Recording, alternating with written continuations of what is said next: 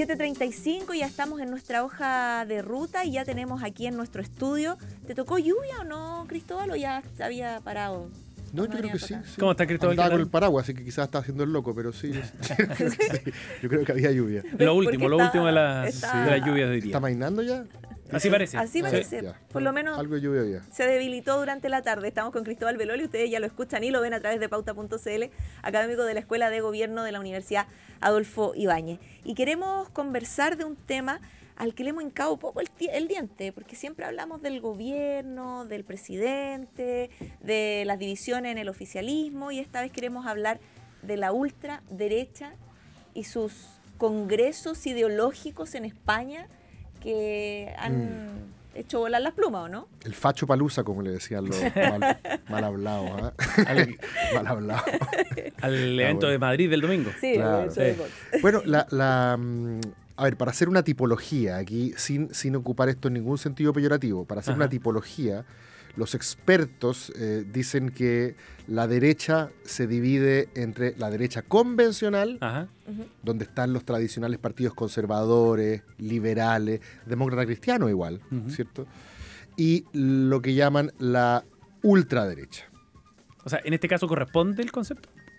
Gran parte de los actores que vimos, si no todos los que vimos en este mitin de Madrid, ¿cierto?, donde fue José Antonio Caz, pertenecen a lo que podríamos llamar la ultraderecha. Okay. ¿En qué se diferencia la ultra de la convencional? Es que la convencional tendría mayor lealtad a la democracia liberal, jugaría una lealtad completa a la democracia liberal, y además tiene posiciones programáticas más moderadas. Podemos definir después qué diablo es eso, pero así es como se define canónicamente esto. En cambio, la ultraderecha no sería enteramente leal a la democracia liberal. Okay. O sea, cuando te conviene quizás es mejor no entregar el poder o tratar de... Esa sería una de las acusar fraude, etcétera.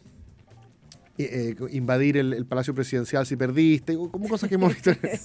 Esa sería y tendría posiciones en vez de moderadas más radicales. Eso es la ultra. Pero dentro de la ultra hay una subcategorización.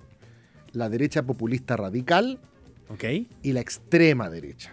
Perfecto. La derecha populista radical juega el juego democrático, compite en elecciones, arma partidos, y esa es la que es semileal, o no enteramente leal a la democracia liberal, pero también juega el juego, digamos. Y en cambio la extrema derecha, esa no juega ni el juego. Perfecto. Esa es Amanecer Dorado en Grecia, la English Defense League, los grupos supremacistas blancos, los nacionalpatriotas que andaban tirando sangre aquí por la calle. Ese no participa del juego democrático. De acuerdo. Pero sí habría una derecha populista radical. Este fue un concepto que se acuñó justamente a partir de casos europeos, como el partido de Le Pen, que antes se llamaba Frente Nacional, ahora creo que cambió su nombre, el AfD alemán, el partido del Brexit, el UKIP en Reino Unido, Vox en España, que era el anfitrión de esta ceremonia. Claro, los organizadores. Oye. La Lega y el Partido Nuevo Fratelli d'Italia de Giorgia Meloni, el partido Fidesz en Hungría y Ley en Orden en Polonia. Todos estos serían, según la literatura, digamos, según los expertos, parte de la de la Populist Radical Right, que es la derecha populista radical. Perfecto. Y la gran pregunta es si en Latinoamérica en el último tiempo han aparecido ejemplares de esta Populist Radical Right. Que en Europa parece tan clara, pero aquí estamos viendo si coincide o no con la definición. Y el caso de Bolsonaro, el caso de Kast, el caso de Milei, ¿no?, y del propio Trump son los que usualmente y Bukele, son los que uno usualmente escucha. Oye, qué interesante este marco conceptual también para armar esa idea, porque muchos dentro de estos sectores se ofenden y dicen, ¿por qué hablan de la ultraderecha más o menos? ¿No? Pero es un asunto que ha tenido una discusión larguísima a nivel académico. Pero bueno, ese rayado de cancha. Sí, claro. Y justo por eso lo hice, me anticipé de que no estaba ocupando estos términos en forma peyorativa. Claro, también. De hecho, el concepto populista, como tú sabes, usualmente lo arrojamos al debate público como un agravio, pero hay muchos que se sienten orgullosamente populistas en la medida que se definan esos términos de alguna manera que te satisfaga, ¿cierto? Representar los intereses del pueblo, ser la resistencia plebeya contra las oligarquías, ¿cierto? Contra las castas. Exacto. Desde ese punto de vista, no pocos en Europa y en Latinoamérica se han definido como orgullosamente populistas. Ahora, interesante el alcance que hacía sobre la situación acá en Latinoamérica. ¿No está tan claro el panorama? ¿Las categorizaciones no caben de la misma forma acá? Buena pregunta. Lo que pasa es que en Europa, para ser un partido de derecha populista radical, requieres tres elementos. A ver. Ser autoritario, que significa que no es que quieras volver a regímenes militares, sino es que estás dispuesto a relajar, digamos, las garantías, claro, del Estado de Derecho, digamos, para proyectar mano dura. Que se vayan todos a facilitar la expulsión de los inmigrantes. Típica de esas, a eso me refiero con una visión más autoritaria. Sí. Menos garantista, si la prefieres. A lo Bukele, por ejemplo. Claro, exacto. Segundo factor, nativismo, que es la idea de que existe una etnia, una raza que es la que habita la madre tierra, digamos, y los otros son los extranjeros generalmente. Muchos creen que el gran problema de Latinoamérica es ese, que el elemento nativista no se podría aplicar en un continente mestizo. Sí, y uno dice, por lo tanto, ya al no ser nativista no calza con la definición. En Francia y en Alemania está bastante más claro. Exactamente, porque son los que hemos estado siempre acá versus los que vienen a cambiarnos nuestra manera de hacer las cosas, claro, la lengua, la religión, el color de piel, etc. Pero hay algunos que dicen que en Latinoamérica los movimientos populistas radicales hacen una especie de racismo, de nativismo a la inversa, que es privilegiar al inmigrante europeo y de alguna manera la rabia destinarla a los pueblos originarios. Eso es bien interesante. Sí. Y el tercer factor es el factor populista, que es básicamente dividir el mundo entre buenos y malos. Okay. La denuncia de la casta, la denuncia de la élite, el que tú eres el que representante de la gente decente, buena, de los verdaderos chilenos, de los verdaderos... Eso tendría que ser esta dicotomía de ver el mundo entre blanco y negro.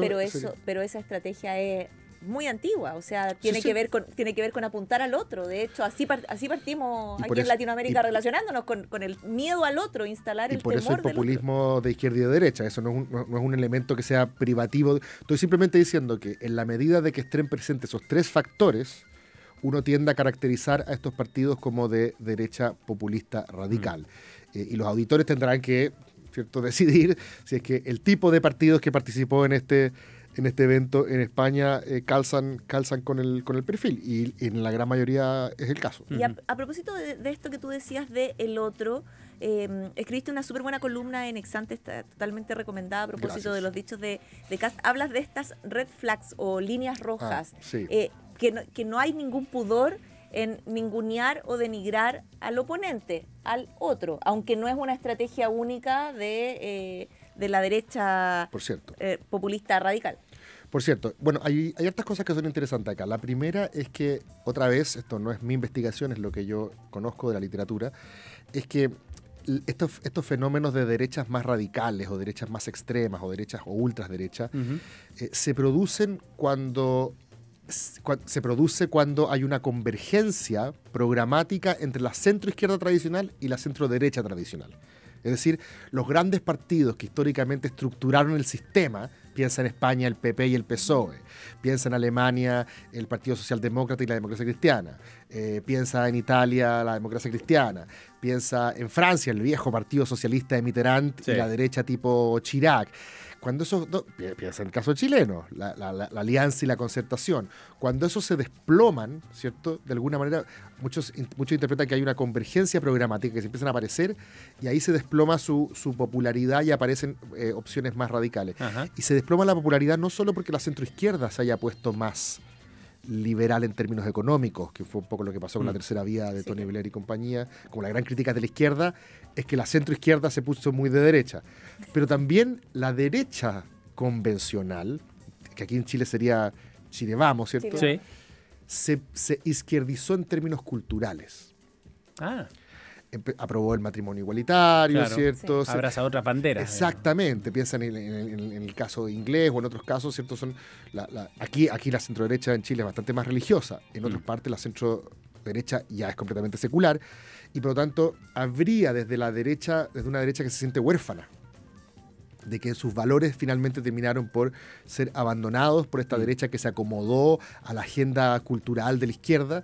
Y es ella la que encuentra en estos partidos radicales una voz, esa voz que supuestamente estaba callada porque nadie se atrevía a hacer nada bajo la dictadura de la corrección política, y de repente aparecen, ¿cierto?, estos personajes a decir, bueno, yo hablo por ustedes, yo voy directo contra el progre, y en eso, obviamente, como decía Cecilia, la adversarialidad, ¿cierto?, la polarización afectiva son elementos retóricos súper distinguibles. En el caso de Trump, en sus mitines la gente gritaba, enciérrenla, lock her up, hablando en referencia de Hillary Clinton, claro. Milei es un tipo que ascendió al poder hablando de los zurdos de mierda. Sí.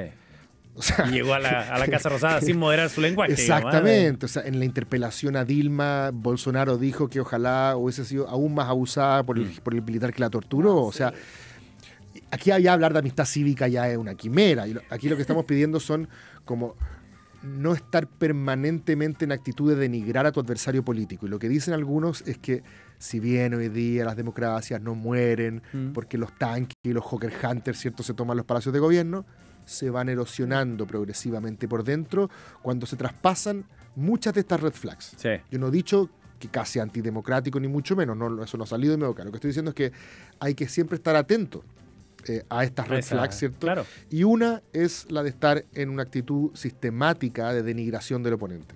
Pero ¿les sirve realmente más allá del nicho? El otro día conversábamos con un personero de Chile Vamos y decía que Kast, en términos súper coloquiales, Kast la había hecho porque los había obligado a ellos a salir a defender a Boric por los dichos en el extranjero, y que probablemente a muchos votantes de Las Condes eso no les caía bien. No sé quién te lo dijo, pero la persona que te lo dijo yo creo que tiene razón.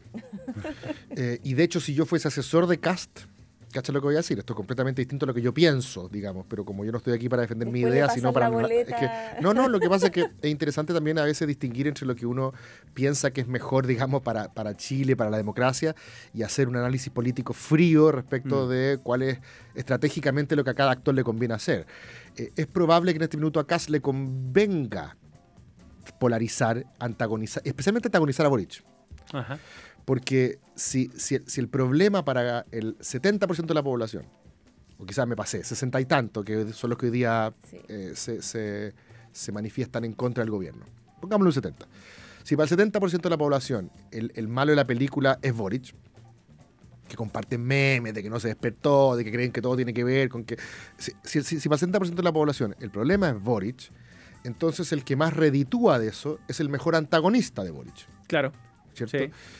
Y Matei en ese sentido está en una posición compleja, porque ella en teoría hoy día ella lidera las encuestas, ¿cierto?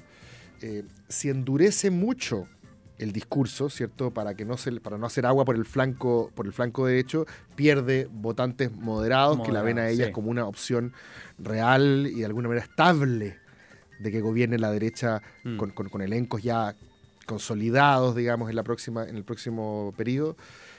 Pero tampoco puede mostrarse muy blanda, que es lo que le pasa a esos electores que tú dices de Las Condes, que quieren ir a picanear al presidente. Si ella se muestra muy blanda, el que aparece como el único, como ese hashtag que había, lo único que queda es republicano, lo único que queda es claro, como el único que realmente tiene los cojones, las agallas para ir a antagonizar al presidente, es Kast. Entonces, curiosamente, no es bueno para Chile, pero la estrategia de Kast hoy día, para poder pillar a Matei, pareciera ser polarizar más el escenario para que parte de ese 70% piense que él es la mejor alternativa a un Boric y no Evelyn Matei. Cristóbal, estamos con Cristóbal Belolio aquí en Hoja de Ruta de Pauta Final, y lo que está ocurriendo afuera, estas corrientes que ya llevan a Milei en Argentina, que a Bolsonaro lo tienen ahí o lo tuvieron en la presidencia y ahora siguen con un fuerte liderazgo, que Trump está a la vuelta de la esquina también de nuevo de llegar al poder.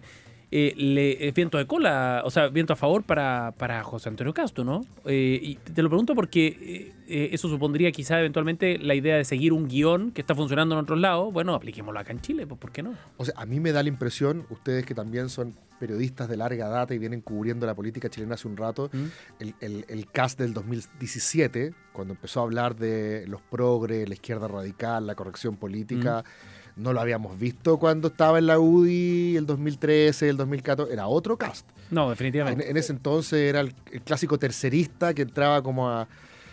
La UDI tenía estos triple principios, ¿cierto? Un partido con vocación popular, de economía de mercado y vocación cristiana, ¿cierto? Sí. Inspiración cristiana.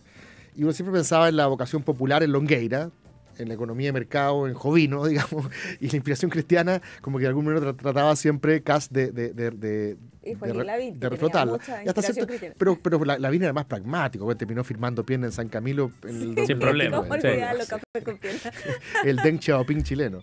Al final, ahora mismo el color del gato.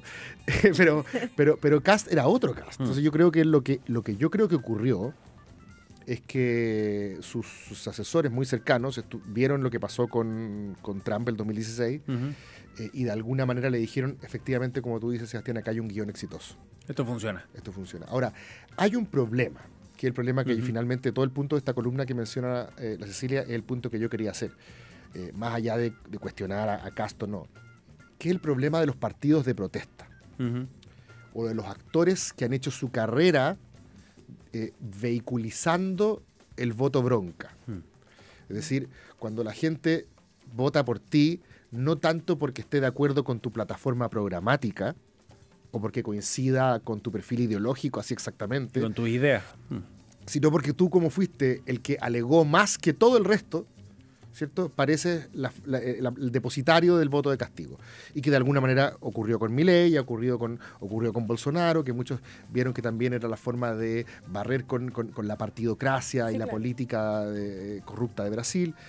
El problema es que cuando tú construyes tu carrera dinamitando puentes, erosionando las confianzas, después te cuesta mucho, cuando tienes el poder, aunar a todo el mundo político y no sé, pues decirle, este es el camino, vamos hacia un propósito común, que es la pega que tiene que hacer cuando tú gobiernas.